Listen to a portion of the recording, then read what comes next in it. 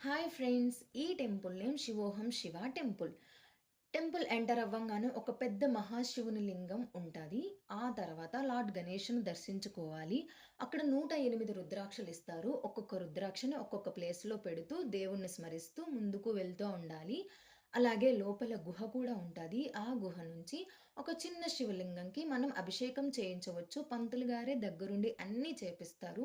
అలా ఒక్కొక్క గుడిని, ఆ గుడి యొక్క కల్చర్‌ని, సైడ్‌ని ఒక పెద్ద బోర్డ్ మీద రాస్తూ ఉంటారు. మనము ప్రతి ఒక్కటి చదువుకుంటూ లోపల గుహని పాస్ చేస్తూ వెళితే ఒక పెద్ద మహాశివుని విగ్రహం మనం చూస్తాము. ఆ స్టాచ్యూ చూడంగానే అసలు ఒక్కసారి నేను టెంపుల్‌కొచ్చానా? లేకపోతే సాక్షాత్తు ఆ కైలాసగిరికే వచ్చానా? అనే ఫీలింగ్ నాకు నా మైండ్‌లో కలిగింది. చాలా అంటే చాలా చాలా ప్రశాంతంగా ఉంటుంది. ఈ టెంపులొచ్చేసి బెంగుళూరు ఓల్డ్ ఎయిర్‌పోర్ట్ రోడ్, మురుగేష్ పాల్యాలో ఉంది. హాయ్ ఫ్రెండ్స్, ఈ temple name Shivoham Shiva temple.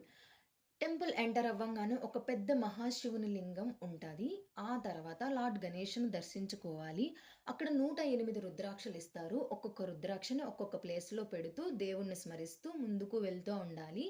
అలాగే లోపల గుహ కూడా ఉంటది. ఆ గుహ నుంచి ఒక చిన్న శివలింగంకి మనం అభిషేకం చేయించవచ్చు. పంతులు గారే దగ్గరుండి అన్నీ చేపిస్తారు.